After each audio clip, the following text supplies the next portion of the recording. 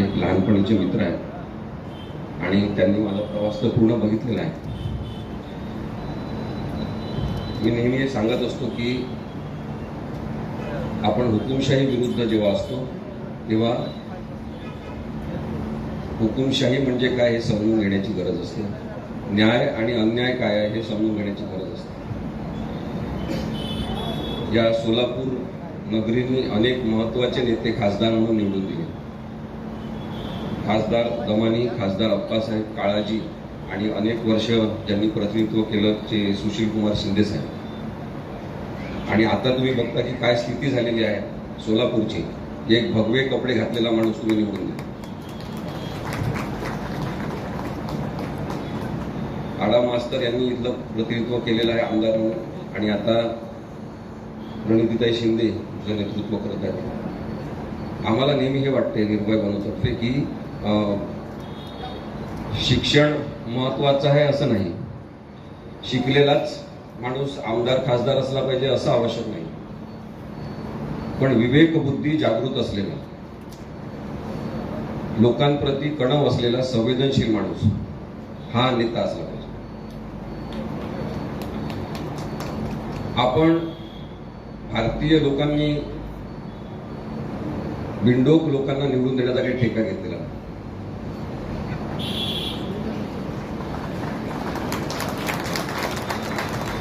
नरेंद्र मोदी शिकलेले नाहीत हे त्यांनी स्वतः सांगितलं. त्यानंतर जे भारताच्या गृहमंत्र्याचं काम नाही ते करताना आपण अमित शहाना बघितलं की मैं 2 डिग्री उनकी जारी कर रहा हूं आणि एंटायर पॉलिटिकल सायन्स नावाचा नवीन विषय भारताला समजला.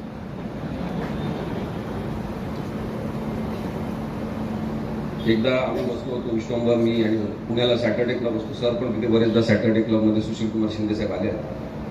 वेगवेगळ्या राजकीय पक्षाचे नेते असतात आणि दिलखुलास गप्पा होतात, एकमेकांची उडवली जाते आणि छान वातावरण असतं. तर तिथे आम्हाला अजितदादा म्हणाले की तुम्ही वकील आहात, सामाजिक क्षेत्रात पण असता, मग तुम्हाला माहिती नाही का की शिक्षणाची काही अट नाही पंतप्रधान होण्यासाठी, मग तुम्ही एवढं कशाला बोलता. आम्ही अजितदादांना सांगितलं की आम्हाला माहिती आहे की शिक्षणाची अट नाही, परंतु आमचा आक्षेप हा शिकलेले नसताना मी शिकलेला आहे दाखवण्यावर आहे. अजितदादा तेव्हा का मोदींची बाजू घेत होते हे नंतर काही महिन्यांनी आपल्याला कळलेलं. या महाराष्ट्राने गाडगे महाराज बघितले जे शिकलेले नाहीत.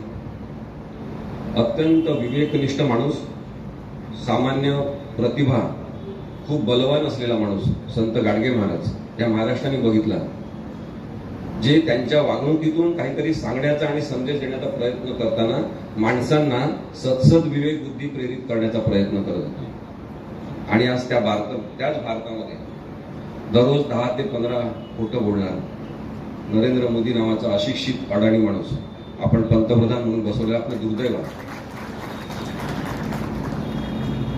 माझ्या बोलण्यावर आपल्या लक्षात आलं असेल की आमची निर्भय बनवची सामाजिक चळवळ वगैरे काही नाही. ही अत्यंत शुद्ध अशी राजकीय चळवळ आहे. आम्ही कोणत्याही राजकीय पक्षाचे अजूनपर्यंत सदस्य नाही. आम्हाला कोणत्या तरी राजकीय पक्षांनी काहीतरी स्थान द्यावं, कुठेतरी आम्हाला निवडून द्यावं अशी पण आमची मुळीच इच्छा नाही. आमचं असं म्हणणं आहे की नागरिक म्हणून विचार करण्याची कुवत असलेल्या लोकांची मतदार म्हणून या भारताला गरज. मिस कॉल देऊन सदस्य होता येते हे पहिल्यांदा भारतीय जनता पक्षाने दाखवलं. भारताला, भारतीय राजकारणाला नरेंद्र मोदी आणि अमित शहा हा जो मिस कॉल नशिबी लागलेला आहे तो आपल्याला आता काढायचा. काहीतरी संवाद झाला पाहिजे, काहीतरी बोलणं झालं पाहिजे, इतरांचं म्हणणं आपल्याला कळलं पाहिजे. मिस कॉल देऊन सदस्य होता येतं हे अत्यंत भोळसट आणि मूर्खपणाचं. राजकीय पक्षाचे सदस्य सतत वाढत चालले. इथे जगातील सगळ्यात मोठा पक्ष म्हणून भारतीय जनता पक्षाची तारीफ करण्यात येते. पण निर्भय बनवतर्फे ही जी लोक चळवळ आम्ही सुरू केलेली आहे त्याच्यामध्ये आमचं म्हणणं आहे की आपण अत्यंत तर्कसंगत पद्धतीने, विचारपूर्वक पद्धतीने, चांगल्या शब्दांमध्ये, कोणताही वाईट शब्द न वापरता आपल्या राजकीय नेत्यांचं विश्लेषण करू शकतो. निर्भय बनू ही अंधारातून उजेडाकडे वाटचाल करणारी चळवळ आहे. भीतीमुक्त आवाज आपल्याला निर्माण करायचा आहे. कारण की जेव्हा जेव्हा हुकुमशाही वाढते तेव्हा तेव्हा सर्वात पहिले दोन गोष्टी वापरल्या जातात, एक भीती आणि दडपशाही. आज भीतीचं साम्राज्य भाजपने इतकं मोठ्या प्रमाणात वाढवलेलं आहे की महाराष्ट्रामध्ये सुद्धा ईडी सरकार आहे. ज्या ज्या लोकांवर आरोप होतात, ज्या ज्या लोकांना भ्रष्ट म्हटलं जाते, ते लोक काही दिवसातच भारतीय जनता पक्षामध्ये जाऊन सुखाचं जीवन जगताना आपण बघतो. यांनी सांगितलं होतं की न खाऊंगा न खाने दूंगा. आपल्याला चांगलं वाटलं कारण हे घोषणा देण्यामध्ये अत्यंत तरबेज आहे. हुकुमशहा जे असतात ते शब्दछल करण्यामध्ये माहीर असतात, दिशाभूल करण्यामध्ये माहीर असतात. यांनी सांगितलं न खाऊंगा न खाने दूंगा आणि लोकांना वाटलं की किती वर्षांनी असा नेता आला की जो म्हणतोय की भ्रष्टाचार मुळीच मला चालणार नाही. आपल्याला माहिती नव्हतं की त्या सगळ्या लोकांना आपल्या कवेत घेऊन आज भारतीय जनता पक्ष हा पक्ष भ्रष्टाचार युक्त नेत्यांचा पक्ष झाला.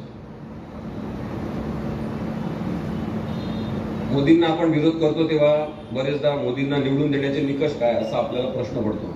आपण विचारतो काही जणांना, ते सांगू शकत नाही.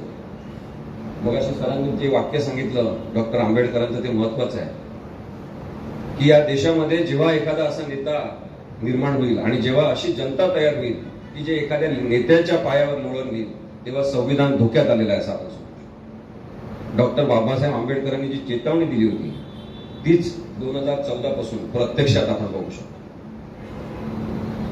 अमेरिकेमध्ये डोनाल्ड ट्रम्पला निवडून देण्यात आलं आणि काही महिन्यांमध्येच त्या लोकांना कळलं की आपली चूक झाली की आपण डोनाल्ड ट्रम्पला निवडून दिलं.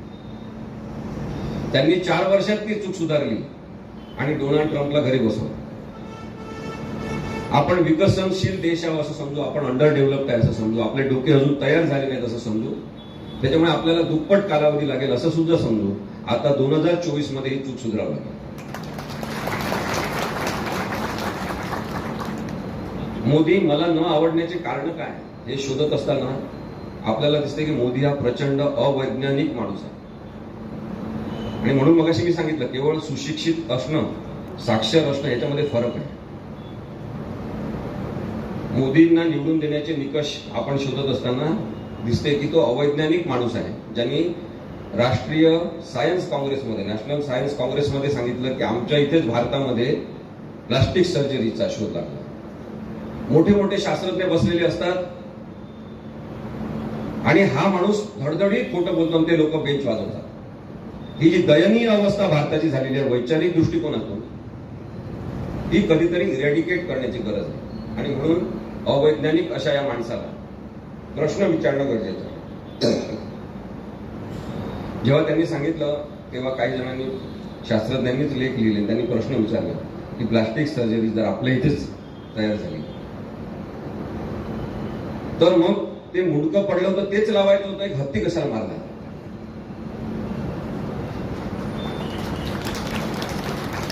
आपल्याला लक्षात आलं पाहिजे की आपण जेव्हा तात्विक आणि संतुलित विचार करण्याचा प्रयत्न करतो तेव्हा बुद्धी आपल्या डोक्यातच आहे, आपल्याला त्याचा वापर करायला पाहिजे. असं म्हणतात की माणसाला आधी शेपूट होती,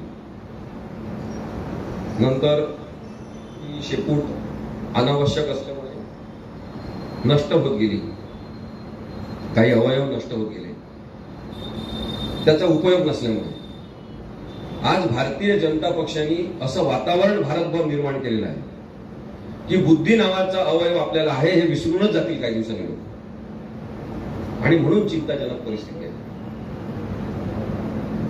मग अशी मी भ्रष्टाचारी लोकांचा उल्लेख केला, त्याचे 90 नेते जवळपास, आता संख्या वाढली आहे कारण की जेव्हापासून अजितदादा त्यांच्यासोबत गेलेले आहेत ती संख्या वाढली आहे.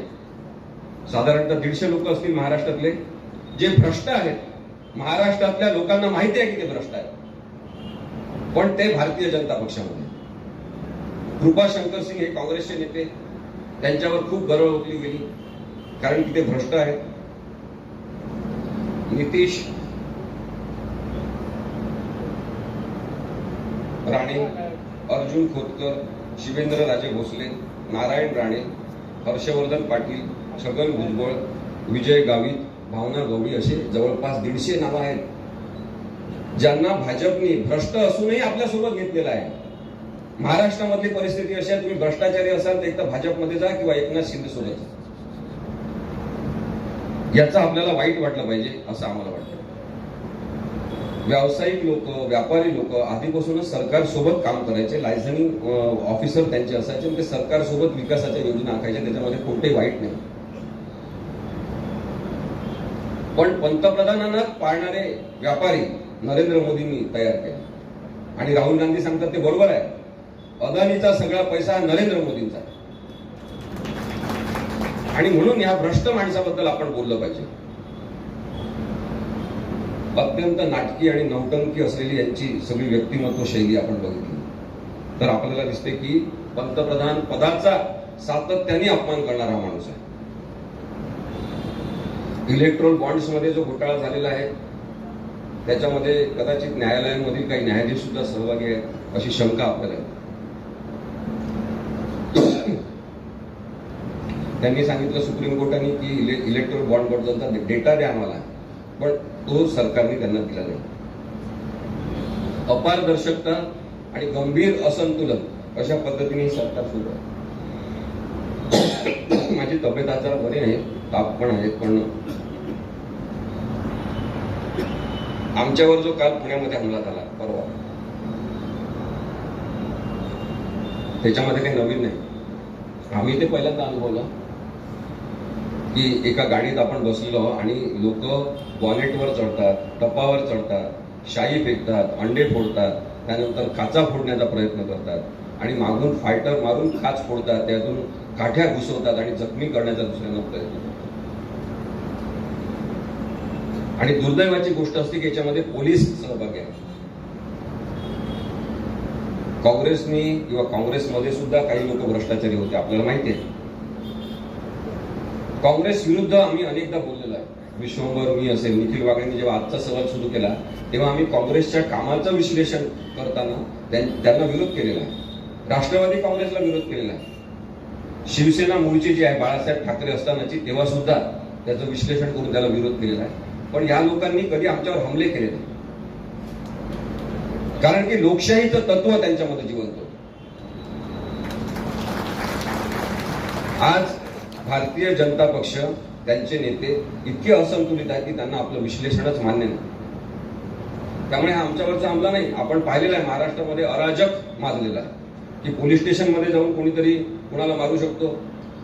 अहमदनगरमध्ये एखादा आरोपी आमदार असतो, त्याचे सगळेजण पाठराखे पोलीस स्टेशनमध्ये मोठ्या मॉबनी घुसतात आणि खुर्ची सकट त्या माणसाला घरी घेऊन जातात आरोप असतानाही. या अनेक गोष्टी पाहत असताना आपल्याला हे लक्षात आलं पाहिजे की मुळात विरोधी विचारच टिकायला नको अशा स्वरूपाची यांची जी भ्रष्ट बुद्धी आहे त्याला आपला विरोध आहे.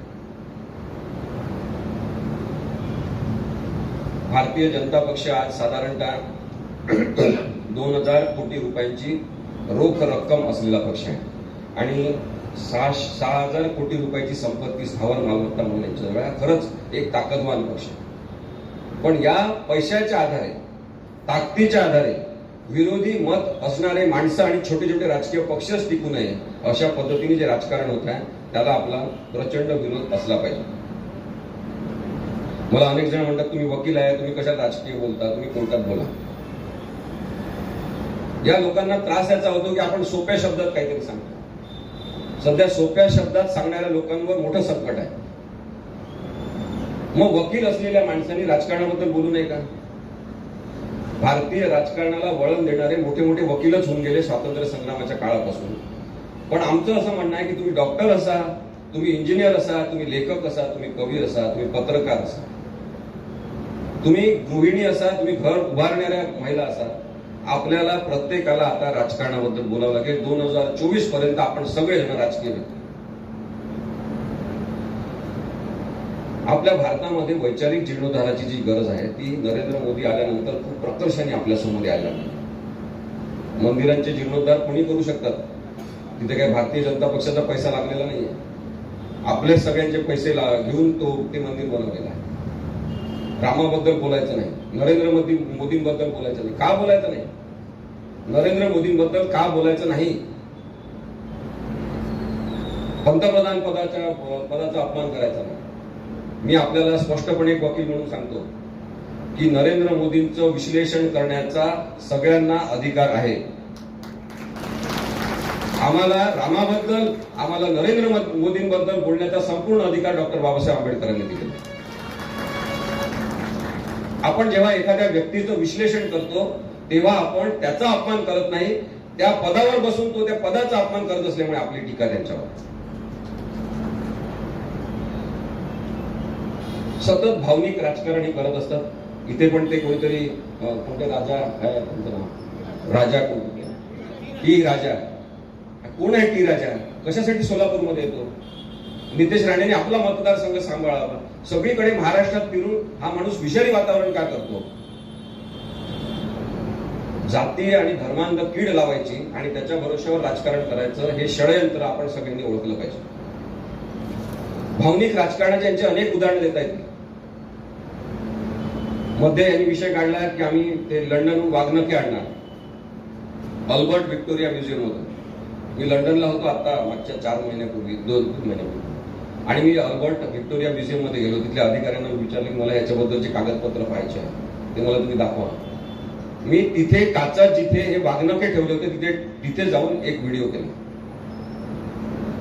ही वाघनखे महाराष्ट्रामध्ये आणले तर त्याचा सोलापुरातल्या, महाराष्ट्रातल्या, भारतातल्या सामान्यातल्या सामान्य माणसाला काय फायदा होणार आहे सांगा? काय उपयोग होणार आहे? यांनी मोठी रक्कम तिथे भरली. आपली महाराष्ट्रातल्या करातून आलेली रक्कम यांनी अल्बर्ट व्हिक्टोरिया म्युझियम मध्ये भरली आणि नख हे भाड्याने आणत आहेत 3 वर्षाच्या करारावर. भावनिक राजकारण करतात हे लोक. आणि मुनगंटीवार तिथे गेले, कॉन्ट्रॅक्टवर सही केली.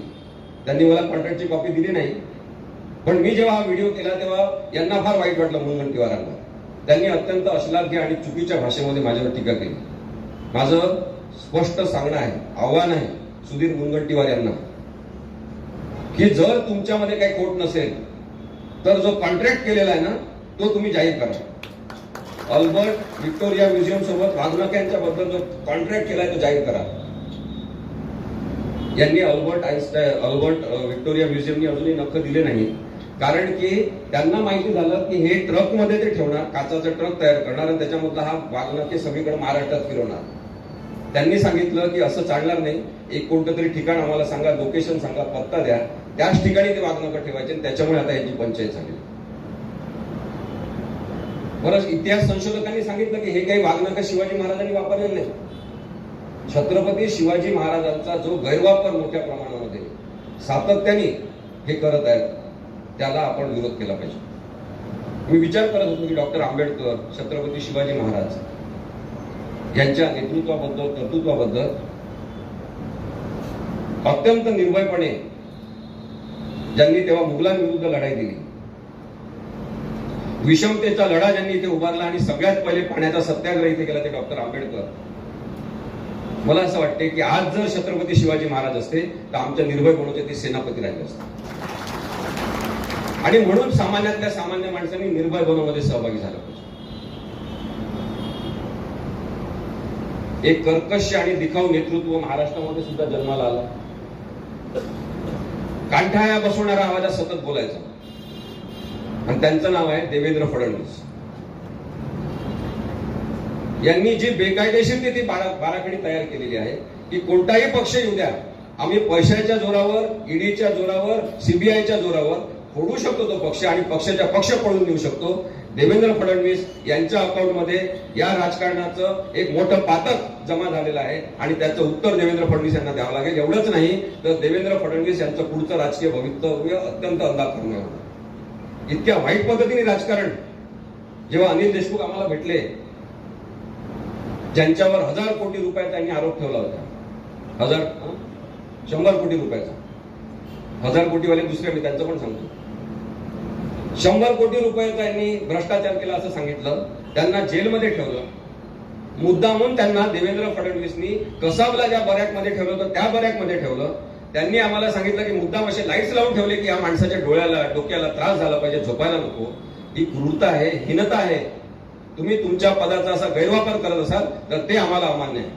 प्रत्येक भ्रष्टाचारी माणसाला शिक्षा झाली पाहिजे, पण ही पद्धत आहे कामाची. मग जेव्हा कोर्टामध्ये केस झाली, कोर्टाने सांगितलं आम्हाला दाखवा की कसा भ्रष्टाचार झालेला आहे, त्याची प्रोसेस कशी झालेली आहे.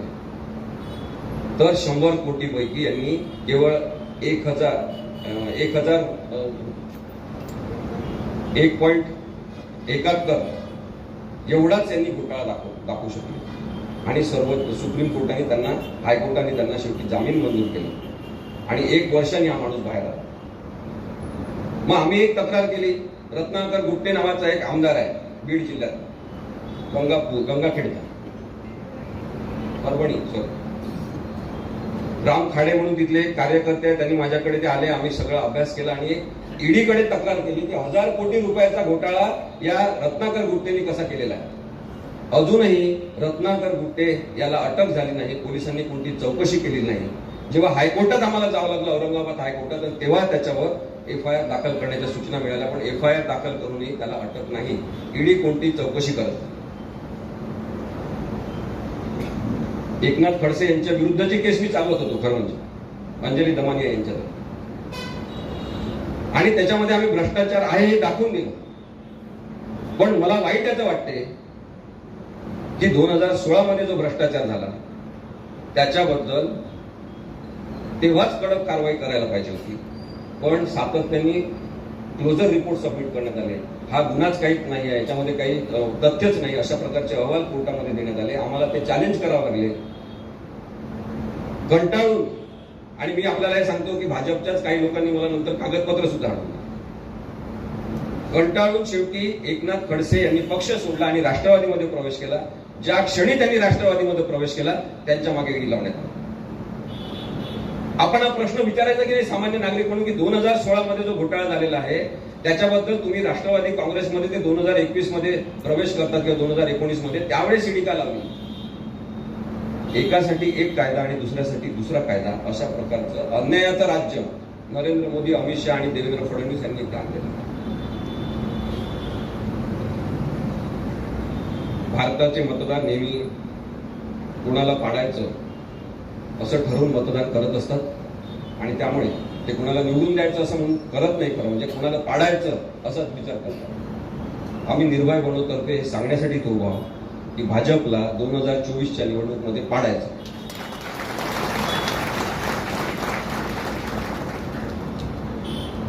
दोन 2014 मध्ये अशी परिस्थिती होती की कुणीही यांच्या विरुद्ध बोलत नव्हतं.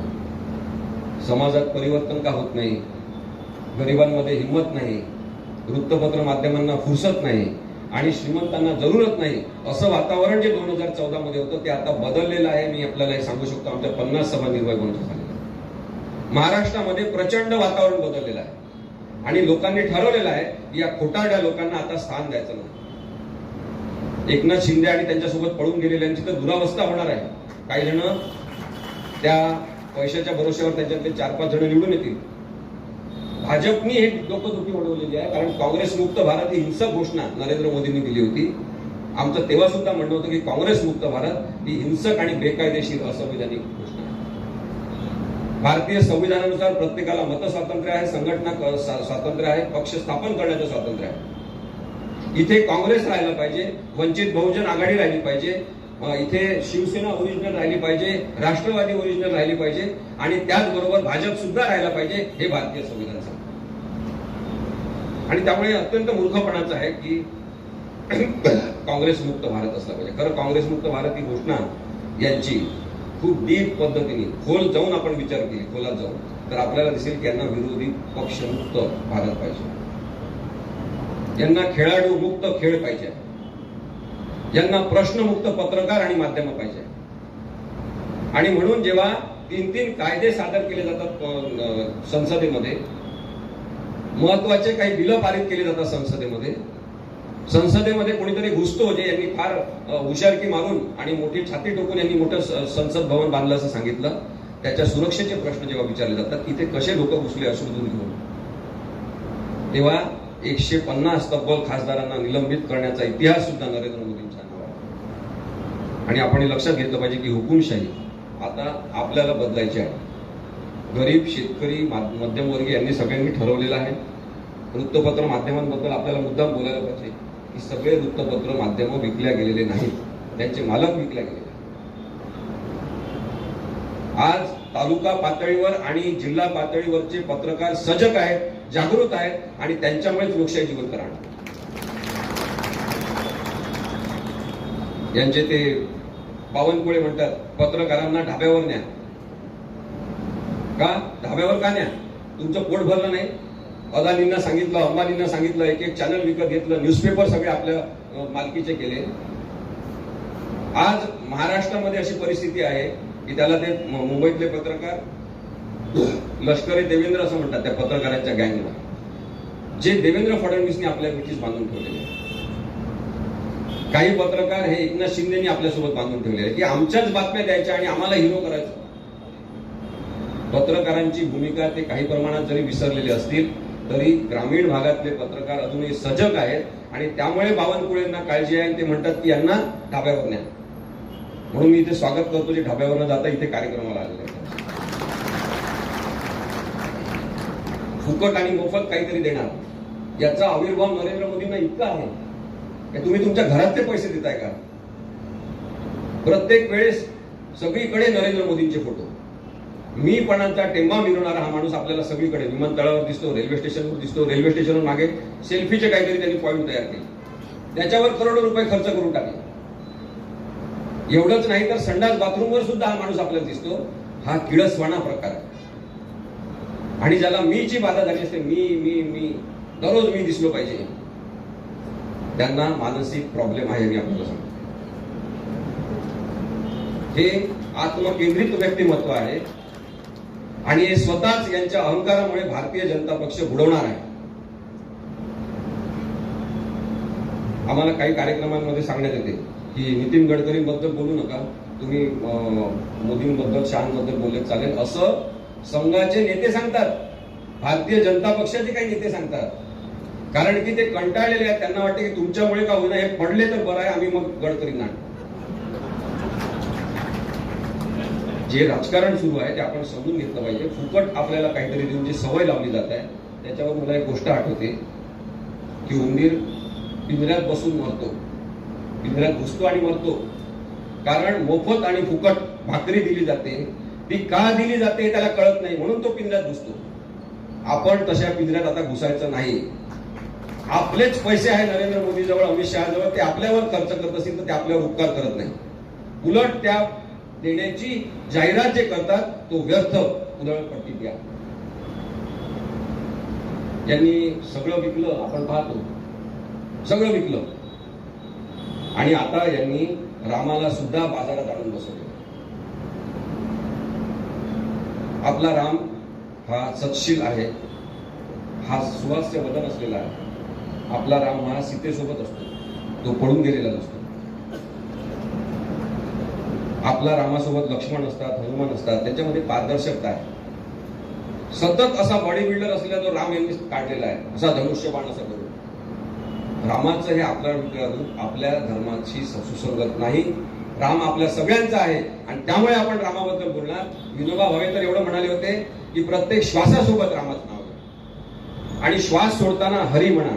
राम हरी हा आमचा मंत्र आहे आणि आम्हाला सांगायचं नाही रामाचं नाव घ्यायचं नाही वगैरे. आम्हाला माहिती आहे राम तुमचा नाही, राम आमचा आहे, तुमचा नथुराम आहे.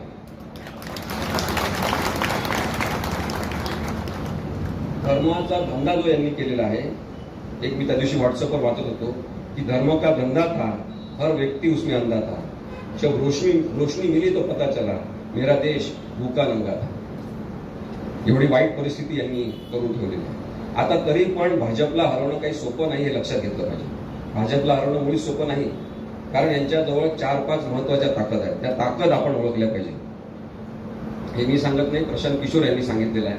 त्यांनी सांगितलं की आयडिओलॉजी म्हणजे हिंदुत्व आपल्याला पाहिजे तसं कट्टर स्वरूपात मांडणं आणि तेच लोकांच्या मनात बिंबवणं ही यांची एक ताकद आहे.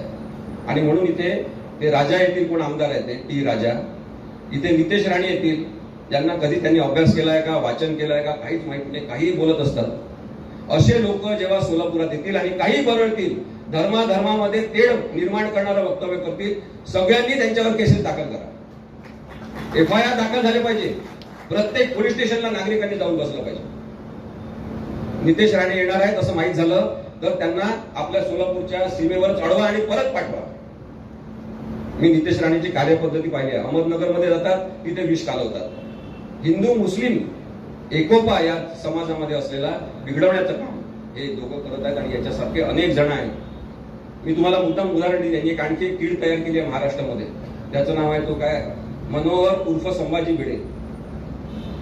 अत्यंत वात्रट माणूस, अमानुष माणूस, बुद्धी नावाची गोष्ट याच्या डोक्यामध्ये नाही आणि केवळ किडे वळवळत असतात. यांचं मी उदाहरण आपल्याला सांगतो. सांगलीमध्ये यांनी 15 ऑगस्टला असं ठरवलं, यांच्या सगळ्या किल्लावळींनी, त्यांचे जे भक्त आहेत त्यांनी, की आपण मोठी रॅली काढायची. आणि रॅली कशी काढली यांनी, मोठा भगवा यांनी आपल्या खांद्यावर घेतला, अत्यंत मोठा भगवा झेंडा, आणि याच्या मागे घोषणा देत ते सांगलीमध्ये फिरत होते. पत्रकारांनी विचारलं की तुम्ही आज 15 ऑगस्ट आहे, तिरंगा घ्यायला पाहिजे, तुम्ही का भगवा घेऊन फिरताय? तर यांनी सांगितलं की भगवा आमच्या खांद्यावर आहे, तिरंगा आमच्या मनात. पोलिसांनी अजूनही यांच्यावर कारवाई केलेली नाही, तक्रार करू नये. मग आता थोड्या वेळासाठी आपण विचार करू की या सोलापुरातल्या काही मुस्लिम लोकांनी ठरवलं की 26 जानेवारी किंवा 15 ऑगस्टला आपण मोठा हिरवा झेंडा खांद्यावर घ्यायचा आणि रॅली काढायची. आणि त्यांना पत्रकारांनी अडवलं आणि त्यांना विचारलं की हिरवा झेंडा कशासाठी घेऊन फिरतात? आणि त्यांनी जर सांगितलं मुसलमान लोकांनी की हिरवा झेंडा आमच्या खांद्यावर आहे आणि तिरंगा आमच्या मनात आहे, इथल्या पोलिसांना चालेल का? भारतीय जनता पक्षाला चालेल का? राष्ट्रीय स्वयंसेवक संघाला चालेल का? चालणार नाही. आपण त्यांच्यावर गुन्हे दाखल करू. हा जो दुजाभाव आहे कायद्याच्या अंमलबजावणीबद्दलचा, हा अत्यंत चुकीचा आहे. आपण नागरिक म्हणून प्रत्येक कट्टरवादाच्या विरुद्ध असलं पाहिजे. तो मुस्लिम कट्टरवाद असो की तो हिंदुत्ववादी कट्टरवाद असो. खरं हिंदुत्व हे वेगळं आणि हिंदू असणं वेगळं आहे.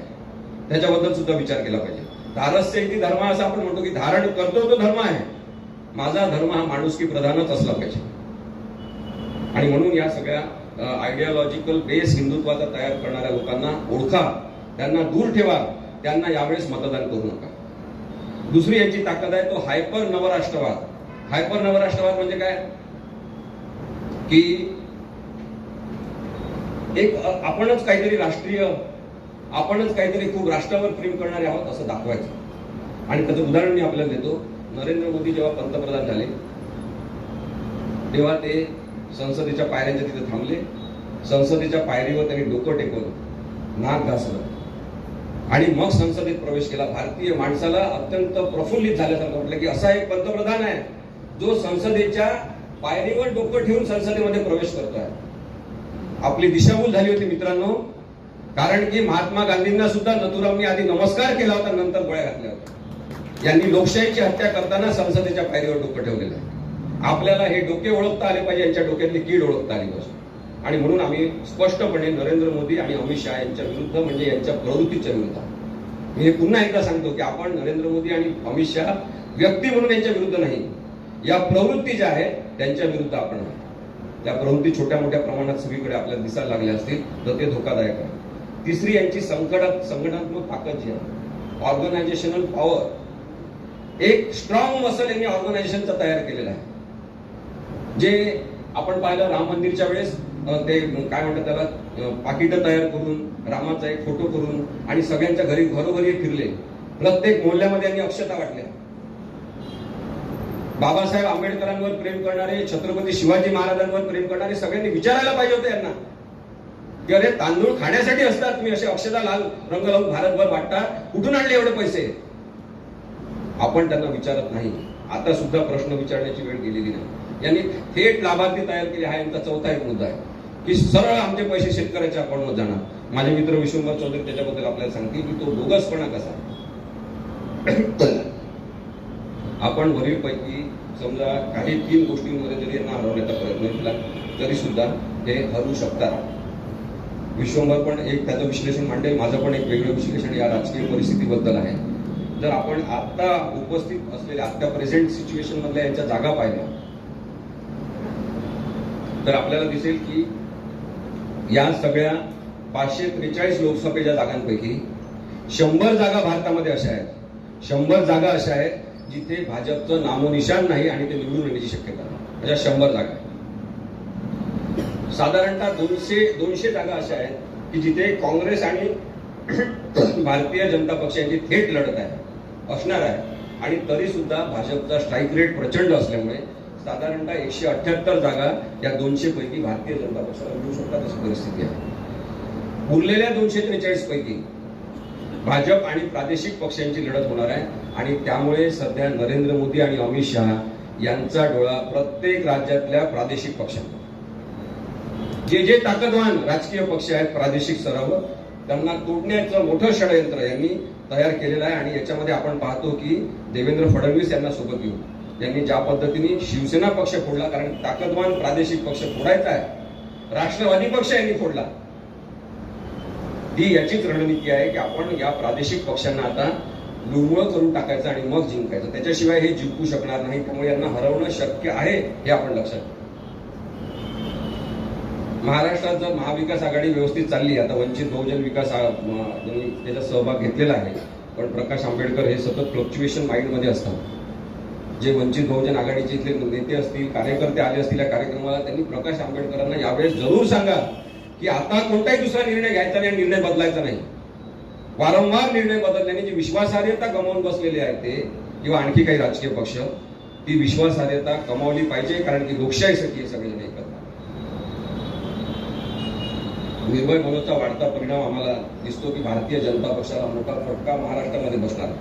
नागपूर सारख्या ठिकाणी वसंतराव देशपांडे सभागृहामध्ये मला वाटतं सुरेश द्वादशीवार आमचे अध्यक्ष होते, त्यांनी सांगितलं, अरे एवढी काही वसंतराव देशपांडे सभागृह भरणार नाही, तुम्ही फार डिरिंग करता. पण मला आपल्याला सांगताना आनंद होतो की पूर्ण सभागृह भरलंच, बाहेर सुद्धा साधारणतः 400 लोक बसले, त्यांच्यासाठी स्क्रीन लावावी लागली. इतका मोठा कार्यक्रम नागपूरमध्ये झाला, जिथे संघभूमी आहे त्यांची, तिथे हा कार्यक्रम झाला. आणि म्हणून मला असं वाटते की आपण नक्की त्याच्याबद्दलचा विचार केला पाहिजे. आम्ही एक आरोपपत्र तयार केला नरेंद्र मोदी आणि अमित शहा यांच्यावर. पुन्हा सांगतो की या प्रवृत्तीवर एक आरोपपत्र आहे आमचं. नागरिकांतर्फे नरेंद्र मोदी आणि अमित शहा यांच्यावर चार्जशीट म्हणजे आरोपपत्र ठेवण्यात येत आहे की लोकशाहीतला स्वैराचार ढासळून हुकुमशाहीकडे यांनी वाटचाल सुरू केली.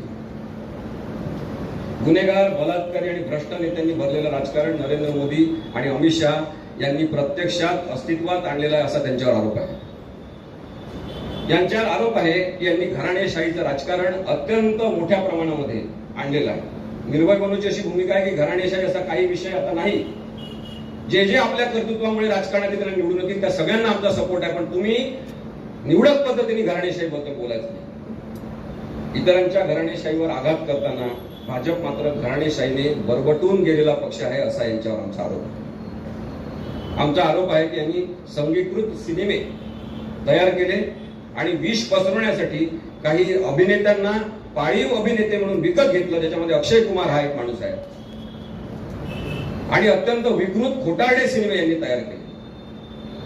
आपल्याला माहित असेल तो केरळ स्टोरी नावाचा सिनेमा तयार केला. तेव्हा सांगितलं की 50,000 स्त्रियांना पळून नेण्यात आलेलं आहे, धर्मांतर केलेलं आहे, दुबईमध्ये विकलेलं आहे. एक ट्रेलर त्यांनी तयार केलं, ते सगळीकडे पोस्ट केलं. ट्रेलर दिसल्याबरोबर काही जणांनी कोर्टामध्ये धावलं. नरेंद्र मोदी, अमित शहा यांच्या नादी लागलेल्या मीडियाने कुठे या बातम्या येऊ दिल्या नाही. लाईव्ह लावर या बातम्या आल्या म्हणून मी तुम्हाला सांगतो की काय झालं होतं. कोर्टाने सांगितलं की अत्यंत भयंकर आहे की 50,000, 1,00,000 एवढ्या तुम्ही महिला चोरी गेल्या म्हणतात, चोरून नेल्या, पळून नेल्या म्हणतात, विकल्या म्हणतात, त्यांचं धर्मांतर केलं म्हणतात. हा अत्यंत गंभीर मुद्दा आहे. आम्हाला त्या सगळ्यांची यादी द्या. आम्ही याच्यावर सुमोटो कॉग्निझन्स घेऊन जनहित याचिका आम्ही दाखल करून घेतो. जेव्हा यांना आग्रह करण्यात आला कोर्टामध्ये, तेव्हा त्या सिनेमाच्या प्रोड्युसरनी सांगितलं, निर्मात्यांनी सांगितलं की आमच्याकडे अशी कोणती माहिती नाही. प्रत्यक्षात हा 3च मुलींच्या जीवनावर आधारित सिनेमा आहे. म्हणजे कुठे 1,50,000 असे आकडे देतात आणि मुस्लिम धर्माबद्दल तेढ निर्माण करण्याचं षडयंत्र असतात आणि मग सांगतात की 3च मुलींवर आधारित आहे. कोर्टाने त्यांना सांगितलं मग 3 मुली ज्या असतील त्यांचे नावं द्या. तर मग त्यांनी सांगितलं की ते 3 मुलींच्या जीवनावर आधारित आहे, पण त्याच्यामध्ये आम्ही सिनेमॅटोग्राफिक लिबर्टी घेऊन सिनेमा म्हणून तयार करताना काल्पनिक काही गोष्टी वापरलेल्या आहेत. मग त्यांनी त्यांना विचारलं कोर्टाने की जर तुम्ही काल्पनिक याच्यावर हा सिनेमा आधारित आहे तर तिथे तुम्ही सूचना लिहिली का की हा सिनेमा काल्पनिक पात्रांवर, घटनांवर आधारित आहे. तुम्हाला परवानगी होती का सेन्सॉर बोर्डची की तुम्ही रिलीज केली ट्रेलर याचं आणि विष पसरवलं भारतामध्ये? यांनी सांगितलं की आम्ही परवानगी घेतली नाही. सेन्सॉर बोर्ड ही एक तटस्थ यंत्रणा असली पाहिजे, पण त्यांची सुद्धा परवानगी यांनी घेतली नाही. या पद्धतीने आपण पाहू शकतो की अत्यंत वाईट पद्धतीने यांनी सिनेमांचं धर्मांधीकरण सुरू केलेलं आहे. असे अनेक सिनेमे आपल्याला सांगू शकतो. आमचा यांच्यावर आरोप आहे की अनियोजित नोटबंदी नंतरचा गोंधळ आणि जीवितहानी याच्यासाठी नरेंद्र मोदी जबाबदार आहेत. लॉकडाऊनचा गोंधळ, मजुरांना रक्तबंबाळ करून घरी पाठवणं आणि अनेकांना लॉकडाऊन मध्ये मृत्यूला सामोरं जावं लागणं याच्यासाठी नरेंद्र मोदी जबाबदार आहेत. आमचा आरोप आहे यांच्यावर दोघांवरही आणि भाजपवर की द्वेषयुक्त भाषणांमध्ये यांच्या येण्यातून वाढ झालेली आहे. जे द्वेषयुक्त भाषण करतात, द्वेषपूर्ण भाषण करतात, त्या सगळ्या लोकांना एक जणू काही मोकळं रान मिळाल्याची परिस्थिती यांनी निर्माण केलेली आहे. हा आमचा यांच्यावर आरोप आहे. दंगली घडवून आणणे, भीती पसरवणे, हिंसा घडवून आणणे आणि त्याच्यावर आधारित राजकारण करणे हा यांच्यावर आरोप आहे. स्वतंत्र भारतातील पहिला दहशतवादी नथुराम गोडसे याची उघड स्तुती करणारे भारतीय जनता पक्षामध्ये हा आमचा त्यांच्यावर आरोप आहे. आमचा नरेंद्र मोदींवर विशेषतः आरोप आहे की हे जिथे वाटेल तिथे आणि जागा मिळेल तिथे शूटिंग करतात. हे ट्रेनमध्ये शूटिंग करतात, हे विमानामध्ये शूटिंग करतात, हे प्रत्येक मोकळ्या रस्त्यावर सुद्धा शूटिंग करतात. हा यांच्यावर आरोप आहे. सामान्य माणसाच्या भुकेकडे दुर्लक्ष करून भारताचा हंगर रेट म्हणजे भुकेचा जो आलेख आहे तो वाढवत नेण्यासाठी सुद्धा हेच जबाबदार असल्याचा यांच्यावर आमचा आरोप आहे. हे नागरिकांचं आरोपपत्र यांनी उत्तर द्यावं एकदा कधीतरी. यांनी यांच्या जवळपास या सगळ्या कालावधीमध्ये 8.5 वर्षाच्या कालावधीमध्ये 9.5 वर्षाच्या यांनी कधीही पत्रकार परिषद घेतली नाही. हा यांच्यावर आरोप आहे. आमचं खुलं आव्हान आहे नरेंद्र मोदींना आणि अमित शहाला की त्यांनी महाराष्ट्रामध्ये निखिल वाघेंना एक इंटरव्ह्यू द्यावा, नाहीतर भारताच्या पातळीवर त्यांनी आपले कुमार जे आहेत त्यांना इंटरव्ह्यू द्यावा. रवीश कुमार यांना मणिपूरमध्ये महिलांची दिंड काढली जात होती, तिथे हे अजूनही दोघं गेले नाहीत. महिलांच्या प्रती अत्यंत संवेदनशील आहे. हे आम्हाला परत कुस्तीच्या महिला ज्या आहेत त्यांचे हाल अपेष्टा होत असताना आम्ही पाहिलेला हा आमचा त्यांच्यावर आरोप आहे. आणि म्हणून भगवान श्रीरामाचं सुद्धा अपहरण करून राजकारणासाठी वापर करण्यासाठी हे दोघ जण दोषी आहेत. आपण या सगळ्या गोष्टींचा विचार करावा असं मला वाटतं. शेवटचे 2 मुद्दे मांडतो आणि मी थांबतो. जेव्हा अशा प्रकारची प्रवृत्ती राजकारणात असते नरेंद्र मोदींसारखी, सतत कपडे बदलणे, सतत काय मॅचिंग करणे, कधीतरी ते मुलींचे हे दुपट्टे घेऊन फिरणे, तेव्हा मला असं वाटतं की हा माणूस कोण आहे, म्हणजे याची प्रवृत्ती काय आहे. जेव्हा माझे काही मित्र आहेत मेंटल हेल्थ विषयावर काम करणारे, मानसिक आरोग्य या विषयावर काम करणारे, त्यांना मी विचारलं तर त्यांनी सांगितलं की ही ड्युएल पर्सनॅलिटी आहे, दुहेरी व्यक्तिमत्व आहे, की जे दाखवतात एक पण ते नाही आहे, ते दुसरेच कोणीतरी आहे. हे म्हणतात की मी झोपतच नाही, काम करतो देशासाठी. आम्ही आज या सभेमध्ये ठरवायचं आहे आम्हाला की आम्हाला नैसर्गिक पद्धतीने रात्री झोपणारा नेता पाहिजे. कशासाठी जागता तुम्ही? झोप झाली नाही, तो माझा मित्र सांगत होता की झोप पूर्ण झाली नाही तर डोकं शांत राहत नाही, आपण चिडचिडे होतो आणि व्यवस्थित निर्णय घेऊ शकत नाही. ज्यांची झोप पूर्ण होत नाही ते खुनशी होतात. नरेंद्र मोदी अशा प्रकारचे रुग्ण झाले असतील तर त्यांची काळजी घेण्याचा भाग म्हणून आता आपण त्यांना घरी बसवतो. मी पाहत होतो इतिहासामध्ये डोकावून, तेव्हा मग मला हिटलर भेटला आणि हिटलरचे असे कोणते गुणधर्म आहेत हे पाहत होतो मी. हिटलर बाबतच्या काही गोष्टी फार महत्वाच्या आहेत. हिटलरचे लग्न झाले होते पण तो एकटाच आहे किंवा अविवाहित आहे असं दाखवतो. आपण नरेंद्र मोदींबद्दल बोलत नाहीये, आपण हिटलर बद्दल बोलतो. काही विशिष्ट धर्माचे लोक आपल्या राष्ट्राचे शत्रू आहे असा हिटलरचा ठाम विश्वास होता आणि तशा प्रकारचे आदेश तो सतत द्यायचा. हिटलरला पाठिंबा देणारे हिटलरवरची टीका कधीच सहन करायची नाही. सर्व प्रकारची माध्यमे, वृत्तपत्रे याचा वापर हिटलरनी स्वतःच्या प्रमोशनसाठी केला. आपल्या विरोधकांना कधी राष्ट्रद्रोही, कधी राष्ट्रविरोधी, अतिरेकी असं म्हणून हिटलरनी जेलमध्ये टाकलं. सगळे प्रश्न आणि सगळ्या समस्या जर्मनीमधल्या संपून टाकू असं करून जे जर्मनीचे सत्ताधीश झाले होते त्या हिटलरनी जर्मनीच्या कोणत्याच समस्या सोडवल्या नाही. उलट जर्मनी या देशाला त्यांनी खड्ड्यात घातलं. आपण हिटलर बद्दल बोलतोय. हिटलरची एक घोषणा अत्यंत महत्वाची होती. त्यांनी सांगितलं, इलेक्शनची त्याची घोषणा होती, गुट टॅग कॉमेन, गुट टॅग कॉमेन असं तो म्हणे. म्हणजे काय? अच्छे दिन आएंगे. लक्षात घ्या साम्य, आणि लक्षात घ्या आपल्यावर कोण बसलेला आहे. आणि त्यामुळेच हे जे हमले वगैरे होतात हे त्याचंच एक चारित्र्य आहे. यांचं जे रक्त चारित्र्य आहे ते आपल्याला ओळखलं पाहिजे. असत्य अशा प्रकारे सांगायचं की ते सत्यच वाटलं पाहिजे, अशा प्रकारची एक अत्यंत उत्तम कला हिटलर शिकलेला होता. हिटलरला रेडिओवरून भाषण देण्याची प्रचंड आवड होती. फ्रेमुंडे, गुडेअर आणि स्टेज बर्न असं त्याचं एक, म्हणजे मी उच्चार थोडा चुकीचं करत असेल, फ्रेमुंडे, गुडेअर असं तो भाषणाची सुरुवात करायचा. त्याचा मराठीतला अर्थ आहे मित्रो. लक्षात घ्या तुम्ही, हिटलरला स्वतःचे फोटो काढून घेण्याचा प्रचंड शौक होता. हिटलर तेव्हाच्या फिल्म इंडस्ट्री मधल्या लोकांना एकत्र घेऊन त्यांना जेवायला बोलून त्यांच्यासोबत फोटो काढून घ्यायचा, त्यांच्याशी विनाकारण संवाद साधायचा. नवीनतम कपडे घालण्याची त्याला प्रचंड आवड होती आणि चांगले दिसावे अशा रंगसंगतीचे कपडे घालण्यामध्ये हिटलर प्रचंड वेळ घालवत होता. आपण हिटलर बद्दल बोलत असताना हे लक्षात घेतलं पाहिजे की अशा प्रवृत्तीचे काही लोक जर आपल्या आजूबाजूला असतील तर अशा लोकांना आपण आता बाहेर टाकलं पाहिजे, राजकारणापासून हद्दपार केलं. शेवटचा मुद्दा मी सत्तांतराच्या बद्दल बोलीन. इथे ओरिजिनल शिवसेनेचे काही लोक आहेत. उद्धव ठाकरे हे व्यक्ती आज सर्वाधिक राजकीय छळ झालेले व्यक्ती म्हणून आपल्याला दिसतात. इतक्या वाईट पद्धतीने छळ कोणी केला नसेल तेवढा देवेंद्र फडणवीस प्रणित गट कारस्थानातून एकनाथ शिंदे यांनी त्यांचा छळ केलेला आहे. कोर्टाने सांगितलं की 3 प्रकारचे निकष लावले पाहिजे की शिवसेना कोणाची, धनुष्यबाण कोणाचं हे ठरवताना.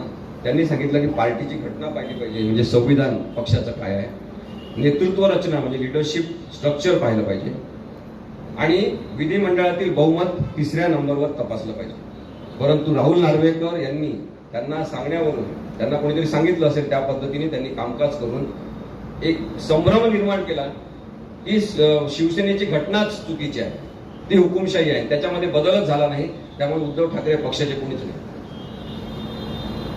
त्यांनी खूप मोठ्या प्रमाणात ऍफिडेव्हिट मागितले की पक्ष संघटनेवर कोणाचं प्रबळ प्राबल्य आहे, पण ते सुद्धा त्यांनी डॉक्युमेंट पाहिले नाही आणि नेतृत्व रचनेमधून त्यांना हद्दपार केला. आणि मग 3रा मुद्दा त्यांनी फक्त लक्षात घेतला की कोणाकडे जास्त आमदार आहे.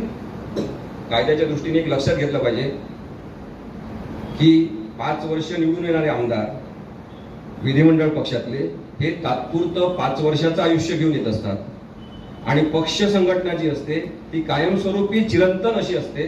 त्यामुळे पक्ष संघटनेमध्ये कोणाचं बहुमत आहे हे पाहून निर्णय द्यायला पाहिजे. पण राहुल नार्वेकरांनी तसं केलं नाही आणि केवळ विधिमंडळ पक्षातलं बहुमत पाहून निर्णय घेतला.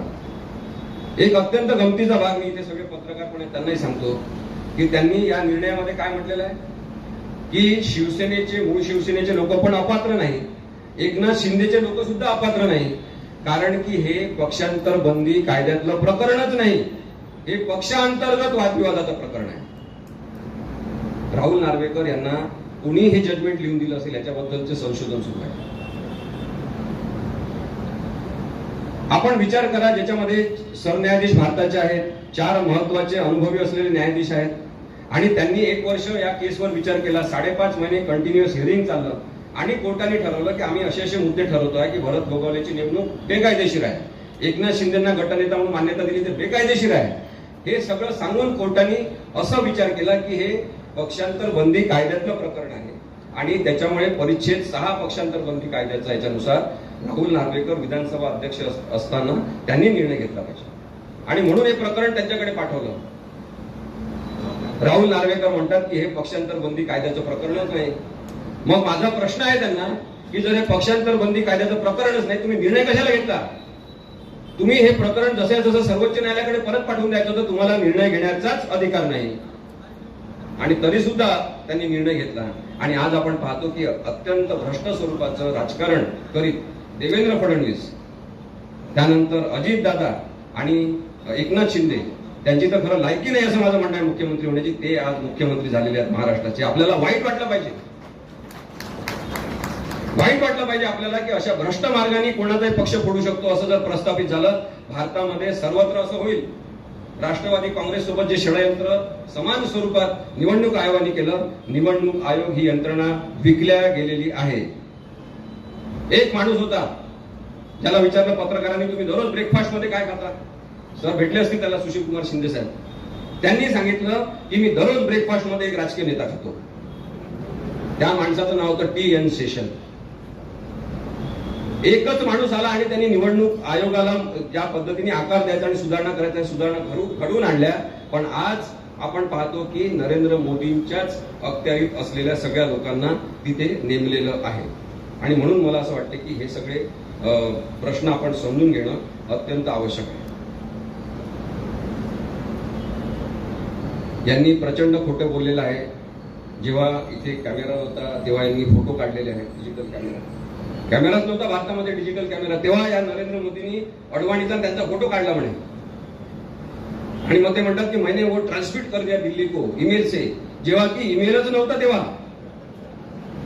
आपण समजून घ्या की दररोज काहीतरी खोटं बोलल्याशिवाय आपण जगूच शकणार नाही असं ज्या नेत्याचा भ्रम आहे, त्या माणसाला हद्दपार केल्याशिवाय भारताचं राजकारण स्वच्छ होऊ शकणार नाही.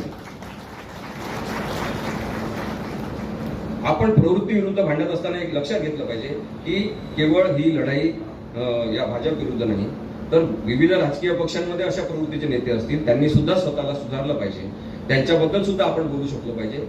यासाठी नागरिकांचा हा आवाज आहे. आणि आपण सगळेजण या कामामध्ये आमच्या सोबत राहाल अशी मला आशा आहे. शेवटचा एक शेर मी सांगतो आणि थांबतो की देवेंद्र फडणवीस आजकाल आमच्यावर फार चिडायला लागलेले आहे. जे त्यांनी पाळीव गुंड त्यांचे पाठवले राजकीय पक्षाचे आमच्यावर परवा. एक शेर आहे त्याच्याबद्दल की काच पे पारा चढ़ा दिया तो आईना बन गया, काच पे पारा चढ़ा दिया तो आईना बन गया, हमने उनको आईना बता दिया तो उनका पारा चढ़ गया. आम्ही बोलत राहणार. तुम्ही सगळेजण आमच्यासोबत राहा. थँक्यू.